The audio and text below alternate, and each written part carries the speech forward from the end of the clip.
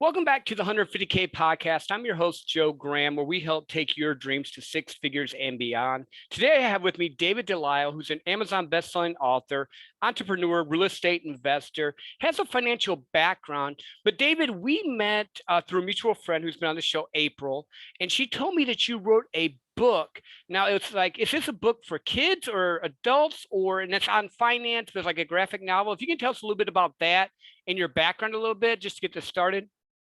For sure. It's funny. It's a graphic novel, so immediately people think it's for kids. And I did write it so a 5-year-old would get these messages. So it really is a book about money that a 5-year-old could get. But because this stuff's so important, and most of us as adults don't want to learn about it, I'm trying to trick the adults into reading it and learning these messages as they read it to their kids. As you know, basically around the kitchen table, and families can talk about these messages. So it really is a bit of both, and I do hope it becomes one of those things as well that we give to our high school grads as well as our young kids, because this stuff is so important.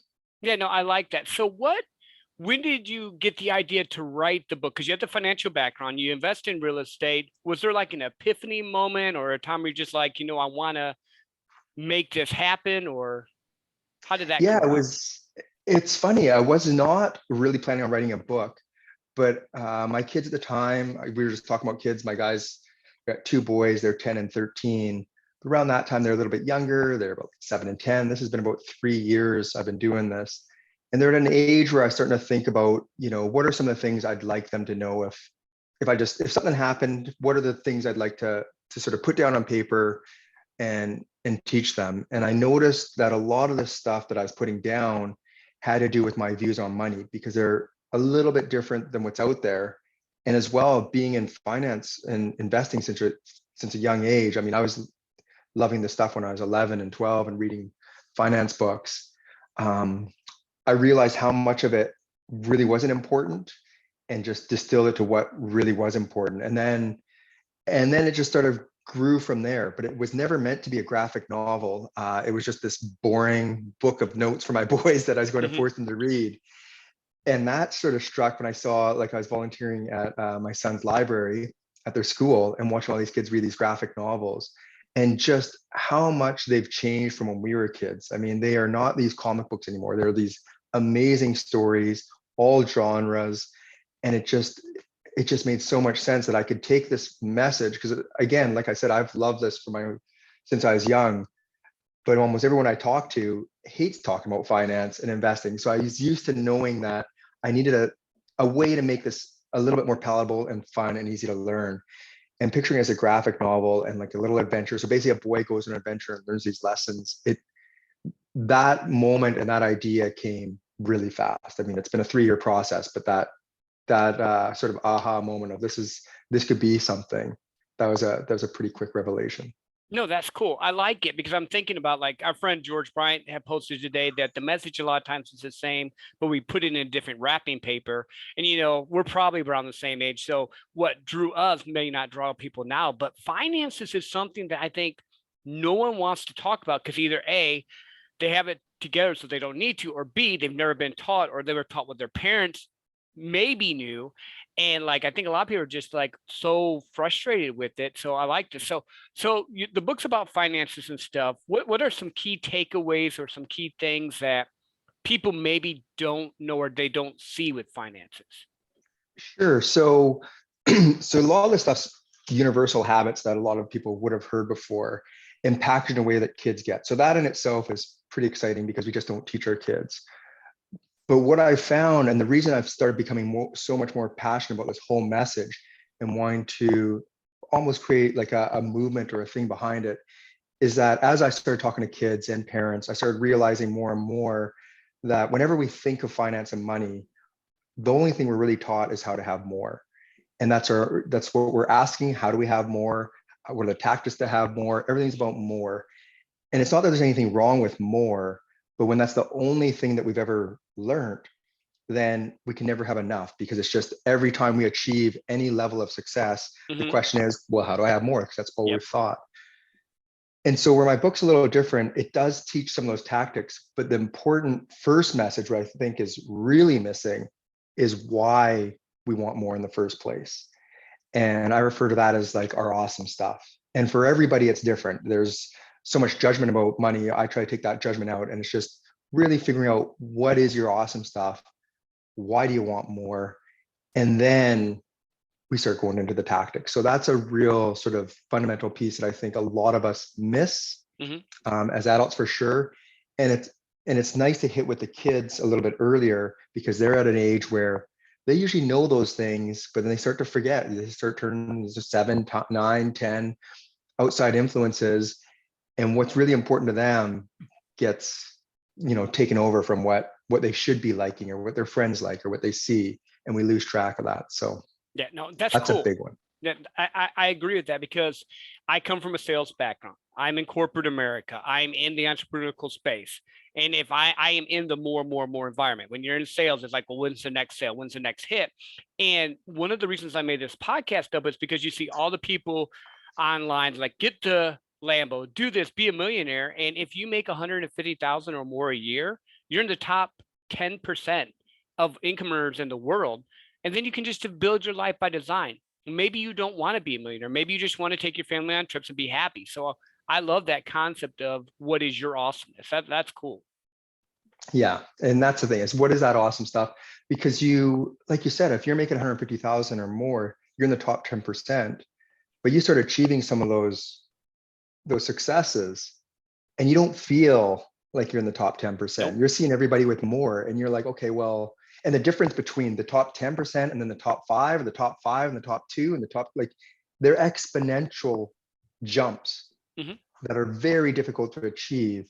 And so you just start chasing them, not even realizing that you have more than, over 90% of the people out there and you're still chasing. And that's really what I'm trying to get past. Not that there's anything bad with earning more, just trying to get it so it's not the chase. You're doing it because you love it or because you know what you want, not because you're just chasing. Yeah, no, and because believe me, I used to fall into that until I got to this point where I'm like, I've taken my wife on 2 trips to Hawaii. We've gone and done the kids to this, and we've done all this stuff. Why am I going to do more of X, Y, Z to get more? And I'm like, well, I want to have impact. I want to have a legacy. I want to help more people. And it just shifted from there. But like that whole desire for a while there, I had to go through the process of why am I doing this? And I think it's just crazy because even like you said, if you're in the top 10%, yet we're still tripping out about, oh, I have to be in the top 5 or in the top 1. Top 5 is over 200,000. I mean, that's a little jump, but then to the top 2, that's a way bigger jump from the 5 to the 2. But I like this. So the first thing is awesomeness. What's the second thing that you try to teach people? So once you get past that, a lot of it's habits, because we think of all this as just being extremely complicated. And I think the reason people don't want to learn all this stuff is because they see finance as something that's complicated or has to be trickier. And so I just started habits. So the first one's only buy the awesome stuff. Second is always save first. And it's just this idea of getting you on that first rung. Like if you're not saving, you're not building wealth. You just aren't. But most of us it seems like something that we're always going to do when we have more. Yeah. So we'll save later, or I'm going to spend all these things and whatever's left over, I'll save. No, you need to build that habit and save first. Otherwise, lifestyle inflation is going to creep in. Whatever you have, you're going to spend, unless you're like one of those really rare people that are just good at budgeting and saving. For most of us, myself included, if I have it, I'll spend it. And the more I have, the more I spend. So by saving first and building as a habit, then you're on that rung and you don't notice it. And with this whole book as well, the goal that I'm trying to achieve isn't a certain sort of level of financial knowledge or even financial wealth. It's trying to get to a point where money isn't something you're always thinking about and is the first thing you think about as in terms of a factor of all your decisions. So to me, that's financial freedom, is where money isn't consuming your life. And so that's why all these rules are sort of meant to be set up as habits that happen automatically. So you're not consumed with money, essentially. And that's what I'm trying to create is just this awareness of it's not as difficult as we think. And this is how we start and get there. Yeah, and it's you what you're saying is resonating because like I've made money and I spent money and now I'm at the stage I'm like, okay, cool. I have a separate account I'm making where I'm putting money in because if I put it in my account, even if I have a savings account and a checking account and I can see it, it's like, oh, I can just transfer it over. But if I have a separate account, and tell me if this is something that you would think of, I have a separate account for my business and for savings in general that is not my main account so that it's not there kind of like the out of sight, out of mind, so I can actually start building it until I want to make an investment or do something. Is that kind of something you would teach with that, or? Yeah, I mean, anything that automates it and takes it out of sight, out of mind, because really be aware of that lifestyle inflation. And we see it. The more we have, the more we'll spend. So I had a interesting conversation earlier today, even where someone was asking, like, I'm living paycheck to paycheck. How do I start saving? It's already tight.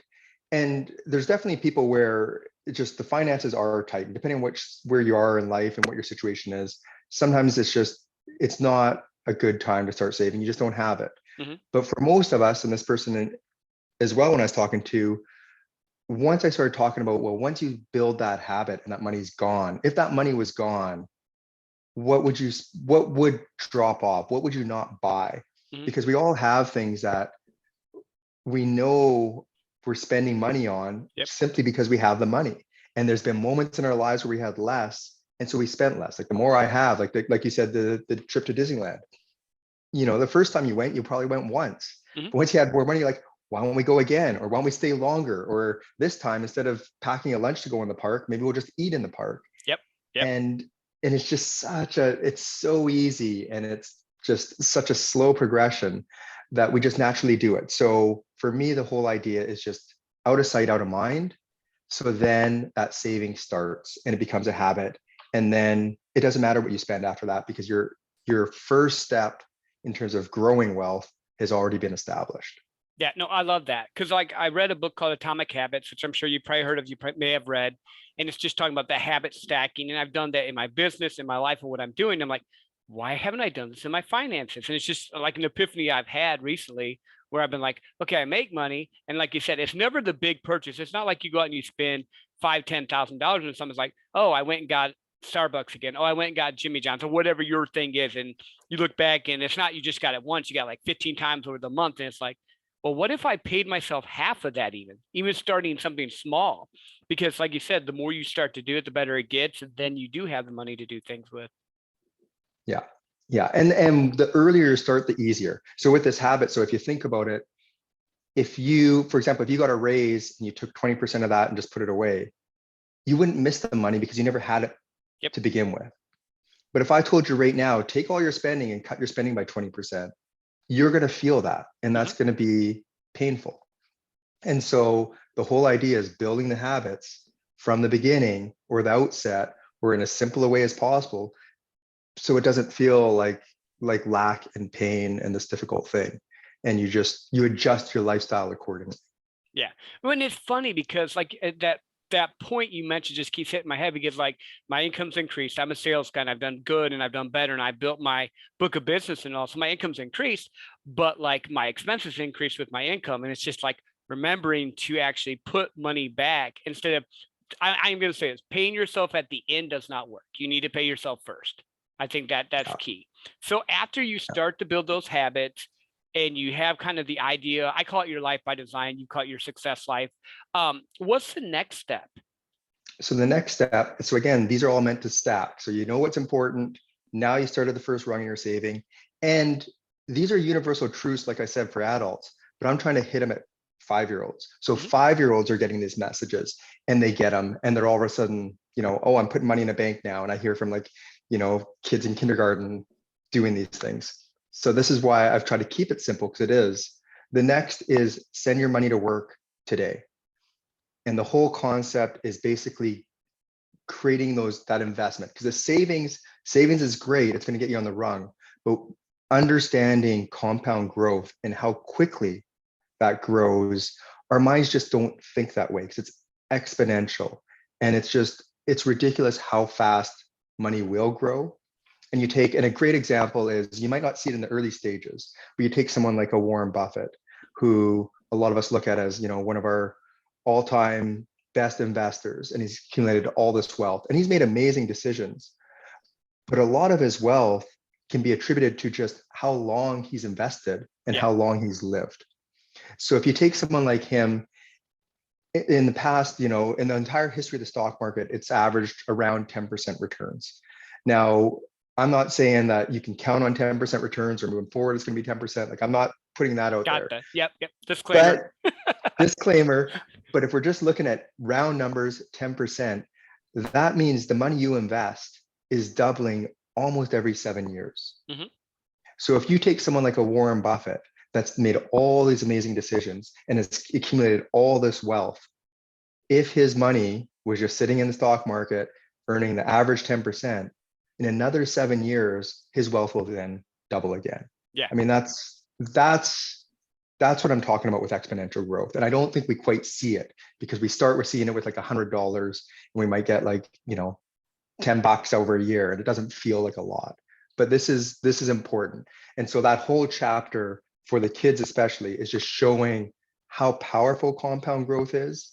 So start today. Because if you start doing it in your 40s, 50s, it's fine. Any day's good. But the sooner you start, that's incredible. Like just thinking of if you start in your 20s and your money's been doubling every 7 years since you're 20, Mm-hmm. that's incredible. Yeah. Well, I think what it is in our society, and I know you're in Canada, but I'm assuming it's the same there. It's me society. I don't want to have delayed gratification. I want to get it now, get it now, get it now. But if you think about it, like I'm thinking about my son who's 17 and he's got some money saved up and he's working this summer and all, and he's been really good with it.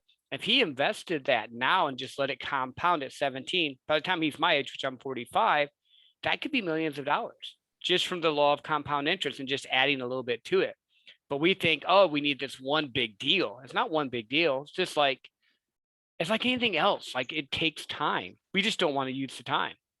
Yeah. Well, and the reason I use the words send your money to work, it's trying to just plant that seed that your money can work for you.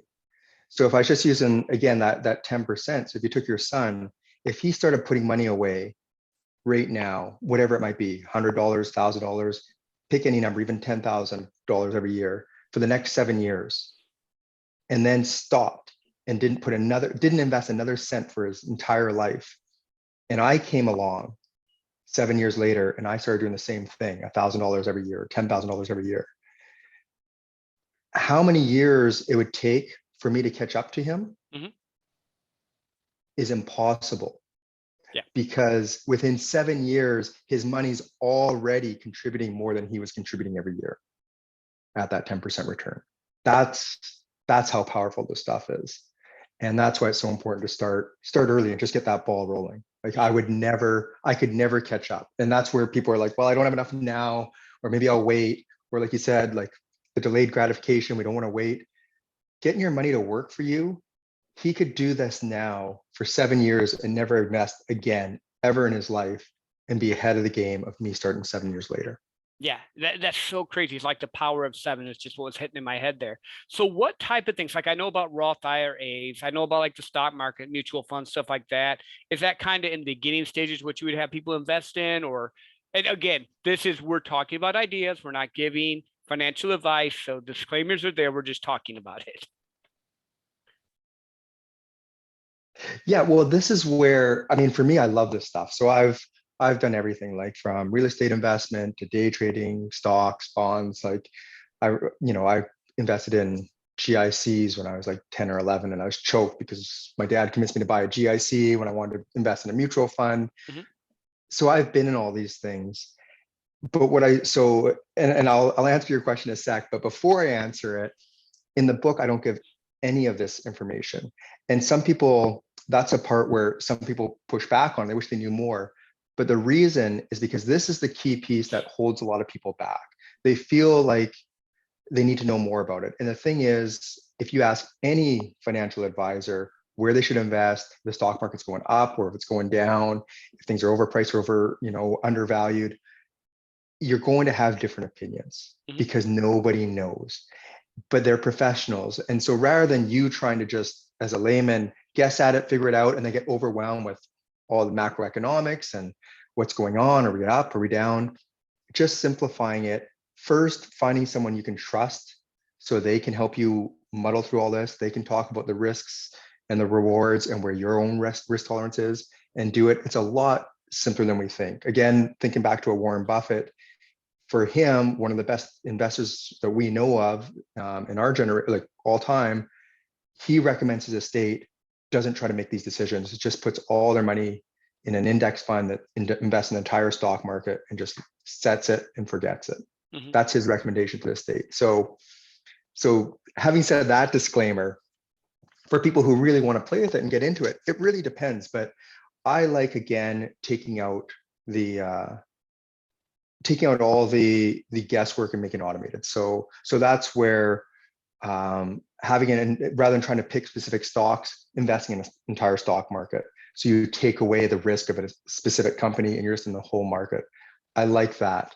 You talk about dollar cost averaging, which is simply just, if you're getting a monthly salary and you put a portion every month, Mhm. it doesn't matter if the stock market's up or down. If you're investing the same every month, you're averaging out some of those highs and lows. Yeah. So when it's really overvalued, you're buying less, but when it's undervalued, you're getting more. So that helps you achieve that 10% a little bit better. And all these things just start averaging it out. Because once you try to time it, I mean, I've tried to time it because I love this stuff and I watch it. And that's why I've simplified it so much, because I feel like I've gotten ahead, mostly because I've focused a little bit more on real estate. And so I feel like those were the right decisions. And I see a lot of good decisions I've made, but the amount of headspace and the risk and, the losses that have come along the way, I'm not sure like that will move the needle, not as much as the habit of saving and investing at an early age. That has a much higher impact. So like you're asking, if you started in your 20s and your money was just being invested in the entire market and you average 10%, it doesn't matter if you bought Apple or Google or jumped into Bitcoin, your wealth would be growing at this nice steady rate and multiplying and multiplying and multiplying. It's it's that habit that's Yep. so much more important than the specific vehicle. No, I agree. Except anytime there's matching, like you mentioned, like if there's corporate matching Mhm. where someone's going to throw some money in, take advantage of that. I mean, that's different. We're not talking about a specific investment type, but you've got some corporate matching or any of these vehicles where the government's going to give you some tax exemptions or something else. Take advantage of that every time, all day long. But again, that's going to be your financial advisor and your accountant that'll Yeah. give you the best advice on those things. Yeah. Well, and that's what I try to do with my corporate job. Like they match up to a certain amount and I put that in because it would be dumb of me not to. Like if I put X amount and they match it, I don't care if it's company stock or whatever, they're giving me free money. It's great. I do have a little, like I call it my play account. So I have like my normal investments that I don't touch. I just put them away, put them away, put them away. Then I have like a little play account on Robinhood where I just play around. And like I'm in the internet world. I'm in like fiber internet, security, all that stuff. So like there's certain stocks that I just really like. So I play with them. But it's like I know this is money that if I do well with it, great. If not, okay, I'm taking a risk. Or maybe I bought Bitcoin, wrote it up to about 50, and then sold it. And I haven't bought it since. And it does that whole thing. So I know there's like those crazy risks, but that's probably once you have the habit of putting that money back. If you have extra play, I call it play money, but money that you can risk, maybe you do it there, but don't make that your main investment is what I'm hearing you say. Yeah. And even looking at that, I mean, it is very rare for someone consistently, anyone, to beat the markets. And even some of our top stock pickers will see, they beat the market, 1 decade, 2 decades, maybe even 3 decades. Like that's incredible. Mm-hmm. And then all of a sudden they're on the wrong side and they lose it. Like see, even Warren Buffett, like I don't think recently with the way the market ran up, he's a much more conservative investor. He was not beating the market. So over time, to consistently beat the market over a long period of time, and that's what we're trying to get into here. We're trying to create a lifetime of wealth, not just enough money to buy whatever you want to buy and then you're out. Yeah. This is creating wealth that you want around for a long time. To beat that market, like I'm trying, but realistically, it's almost impossible. It really is I almost agree. impossible. Well, and it's funny you say that because even when I'm doing this, I know certain stocks I can put stuff in that are like solid and they're just slowly going to grow. So I'll make my moves when I get the gains. I just put them back into those like Google stock or Fortinet or something that I know It's just a solid, it's going to fluctuate a little bit, but I'm not going to really take any losses. So when I'm not doing it, I still have that slow growth. So yeah, I'm with you there. So we talked about three things so far. We talked about your, I call it your life by design. We talked about getting the habit of putting money away. We've talked about some vehicles you can use. What's the next step? And what's the name of the book? I'm sorry, here we are talking about the book. People are Sorry. like, what's the name of this book they're talking about? The book is The Golden Quest. Actually, you know what? I don't think I'll show you the book real quick here. Cool.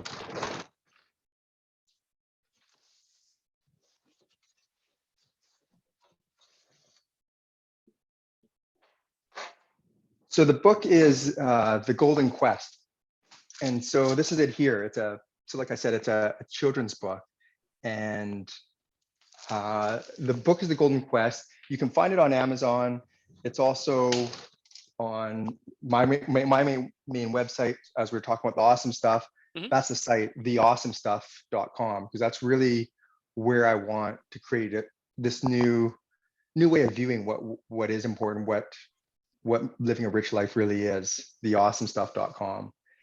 And then as these build, so really there's like 4 core rules, and the fourth one is give and you'll have more. Mhm. And it's a that's one where I really played with, because that's, again, back to the mindset, one that I almost wrote for myself, because I know this, and I do give, and I do believe in that theory.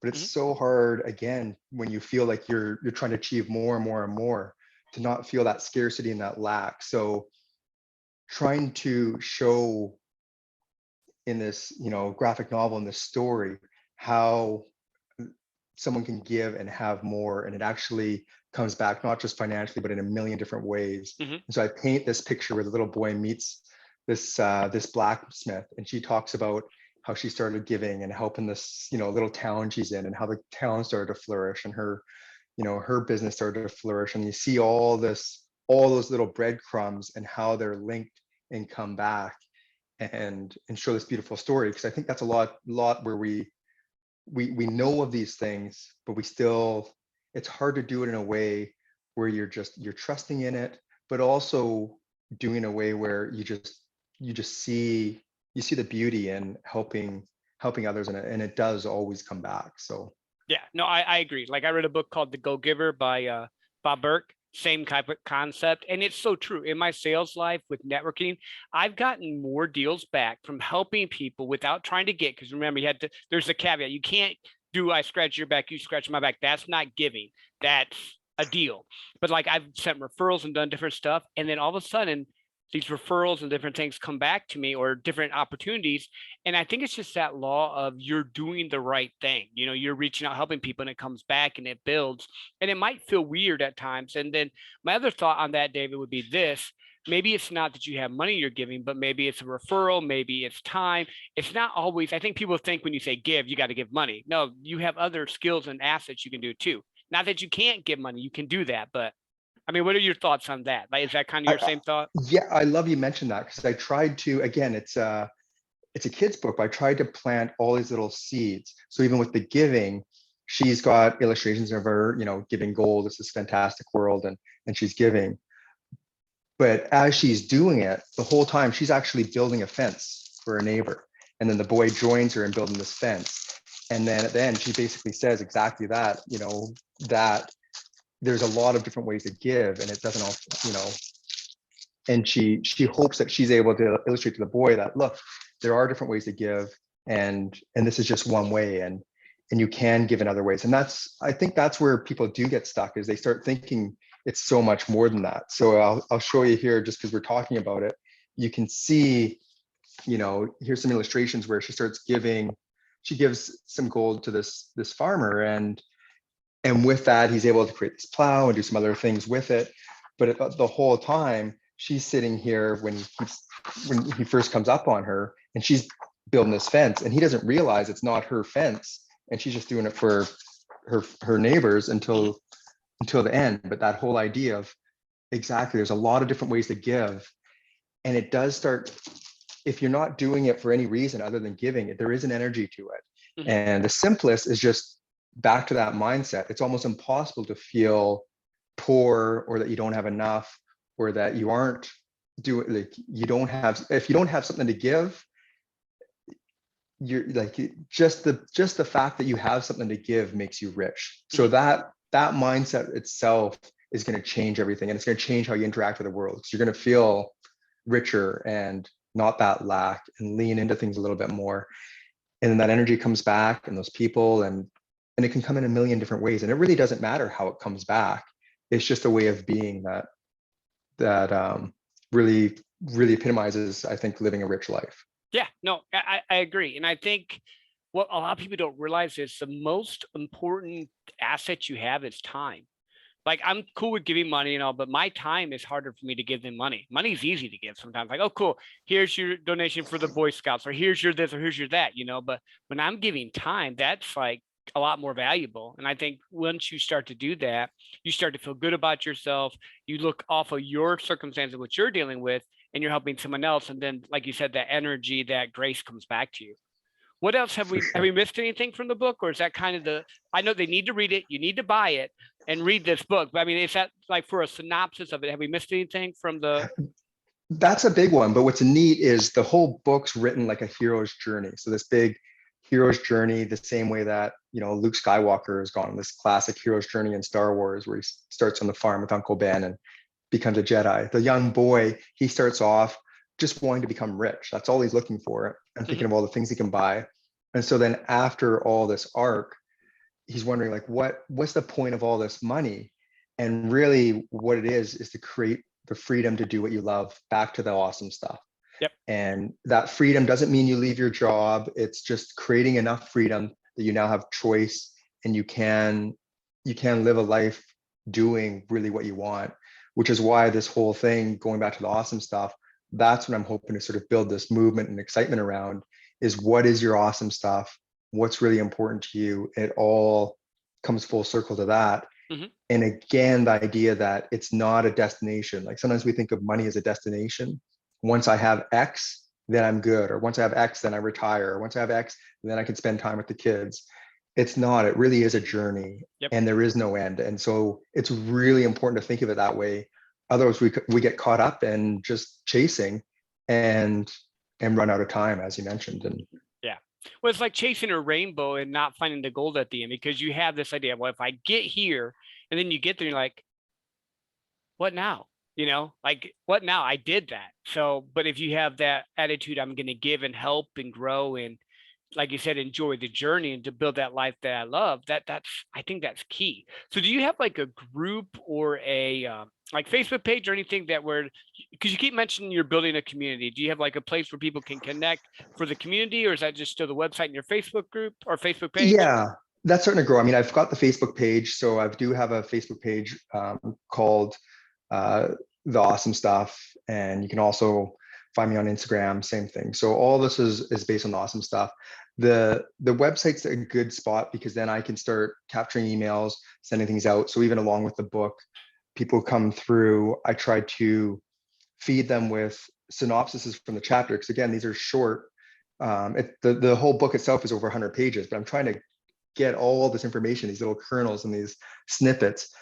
But I'll set up conversation prompts, because what's really important to me is not just to give this book to the kids, or the nephew. It's to actually start having these conversations, because that's really what the problem is we don't talk about these things, Hmm. and having them as a family and start discussing, well, what's my awesome stuff, and then like my awesome stuff is different than my son's. And so once you start seeing what's important to everyone else, you start recognizing that, or how are we spending money, or what's important, or where are we going to focus our money, or what's important to us. They're good decisions, like good conversations to have. So that's what I'm trying to do. And then beyond that, just have people start spreading the word, because once people are aware of just pausing and reflecting on what is their awesome stuff, it opens everything up. And it's the Hmm. same with just kids. Instead of fighting with your kids and saying no, you can't have that, just asking them, is that your awesome stuff, and letting them pause and reflect. It doesn't really matter how they answer it. If they pause and reflect, that's that's really what's missing right now, and that's the entire magic behind all of this. Yeah, no, I love that. I love that. I wish, looking back, and again, I grew up in the Midwest. they didn't teach this type of stuff. My parents taught me the best they knew. So no, like no, but I wish I would have known a lot of this stuff. Now, like I've got as I've gotten older and learned it. So I commend you on this because like I think that's something that the education system in general, we won't have to go on that road too badly. My thoughts probably were a little bit weird on it, but they like totally have abandoned it. They make you good workers, but they don't teach you what to do with your money or how to not maybe tell you what to do, but at least give you options. Yeah, no, that's exactly it. And so I'm hoping to sort of work with some schools and build some curriculum, like just even some lesson plans around it, work with financial advisors and come in and do, talks with their clients, and they can give this away. Like it's so important just to start putting that information out and just get people having these conversations and trying to take all the judgment out of it. Because that's the whole Mhm. thing as well with the book. So these are all, lessons, but it's mindset and habits. It's not do this or you're bad, or if you want the car, that can't be your awesome stuff. No, it's figuring out what's really important to you, Yep. and back on that awesome stuff, you can feel it in your body. Like that's what I try to get people to do, is feel it in your body, not because this is what the commercial told you should have, or because your friend has it, or you think you should have it. If you start talking about it, are you getting excited, animated, passionate, Mhm. like you're talking about with the impact you're doing with your show? That's that's hearing you talk about that, you're going to be more animated, more excited, feel more vibrant and excited about life than, something else that you're like, well, maybe I like this, but it's just a Yeah. throwaway, and you're not that passionate about it.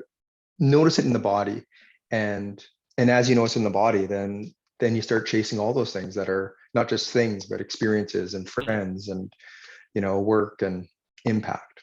Yeah. Well, and like again, the whole concept of the podcast, once you get to the point where money is not the pressure and you're being smart, like you said, and putting it away and doing all that, then you can start building your life. And then you can be like, okay, what do I really value? I don't care about cars. Cars, I could care less. I have friends that love cars. My wife likes cars more than I do. Like it's not my thing. But you talk to me about trips, it's great. You talk to me about networking and meeting interesting people. I'm excited. You talk about helping people. That's my awesome stuff right now, but 20 years ago, my awesome stuff might have been if I could just have X. But I think as you grow and you experience different things, it just changes, which is good. But we want to get you to that Yeah. part.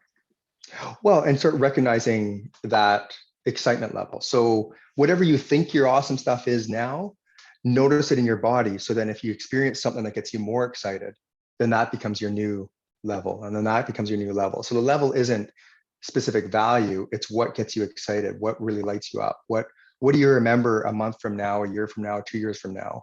Was it the car, or was it the trip, or was it something else? And taking that judgment out. So for me, like I love the idea that I've got the freedom. So I mentioned I was in my kids' library watching them, and there was the kernel list. I love going to be at my son's school Mhm. and have the opportunity to volunteer or go on field trips or be around. Like having the freedom to do that, like that's my awesome stuff. It lights me up. But I'll talk to other parents and they're like, the last thing they want to do is be around all those kids and all those Yeah. parents and all that stuff. They want to get out of there. They want to be away on the weekend on a beach or in the woods away from everyone doing their own thing. Like everyone's different. And same when you're talking about like networking. I love networking and people, Mhm. but you meet an introvert that hates small talk and doesn't want to be around those people and it just drains them. It's not their awesome stuff. So it's just trying to get rid of all this societal pressure and shoulds and woulds. And that's what I noticed. I mean, a lot of people, when they talk about the awesome stuff, they'll start saying, well, this is what I really like, but it's silly or it's bad or it's dumb. That's society Mhm. sort of wrecking what's really important to us. And once you start figuring out what is important to you, it doesn't matter. You start feeling rich. You live that rich life, and you know what's important to you. It makes a massive, massive difference. And it's just that awareness. So Yeah. so No, that's what I I'm love trying that. to do. Yeah. No, Yeah, I think just that's bring that great. awareness. I think that's that. I think it's just important because, especially in the worlds that we are in, because you're in the entrepreneurial space, getting entrepreneurs to actually understand what their awesome stuff is hard because they're always chasing, always, well, I got to do one more rep, one more. No, sometimes you just got to enjoy the moment. Sometimes you just got to Yeah. take a breath. Sometimes you just got to actually slow down to speed up. So I love that. So, last Yeah. question as we're bringing this to a close, is there what words of wisdom, or like say people are just tuning in right now, what words of wisdom would you want to impart to people listening? Anything else that we touched on or we haven't touched on? just awareness and pausing. So if you think of that mindfulness, so all of this stuff is based on just pausing. Because I think, like you said, we get so caught up in the momentum, we don't pause and we don't reflect. And it's just a questioning. And it doesn't matter what the answer to the question is. It's just stopping and pausing and asking the question, like, is this what I love? Is this the awesome stuff? Is this the client I want to work with? Is this a job I want to have? Is this the friend I want to spend time with? It doesn't matter what the answer is. The answer is irrelevant. It's the pausing, because I think that's the thing, is we just don't pause enough. And that's the most important thing. Awesome. Thank you so much, David, for being on the show. I appreciate you, my friend. And thank you all for listening. You know that finances are not talked about. You know that in our society it's a big need. So take this episode, share it with your friends, go to the website, get the book, buy the book for your kids, nephews, nieces, whoever you know, and read it yourself, because you probably can learn something. And until next time, have an awesome, wonderful night.